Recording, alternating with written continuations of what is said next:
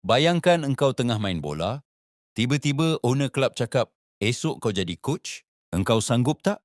Tapi itulah yang terjadi dekat legenda Liverpool Jurgen Klopp. Jom kita tengok macam mana dia jadi bidan terjun. Klopp ni dulu pemain biasa-biasa je kat Mainz. Dia sendiri cakap, bakat dia tahap Liga Bawahan, tapi otaknya tahap Bundesliga. Tahun 2001, Mainz tengah nazak, nak tersingkir ke Division 3. Coach kena pecat. Kelab tak ada duit nak cari coach baru. Korang tahu apa pengarah sukan dia buat? Dia panggil Klopp yang tengah pegang jersey pemain dan cakap, Klopp, esok kau jadi manager. Bayangkan, hari Ahad dia masih pemain, hari Isnin dia dah kena bagi team talk dekat kawan-kawan sepasukan dia sendiri. Tak ada lesen pro, tak ada pengalaman, cuma ada semangat heavy metal. Haha. Tapi nak tahu result perlawanan sejak di bawah dia? Gila, perlawanan pertama terus menang.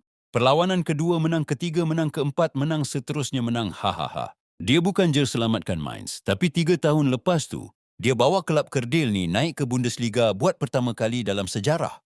Dari situ lahirnya legenda gegenpressing yang kita kenal sekarang. Kadang-kadang peluang datang bila kita tak sedia atau tak dijangka.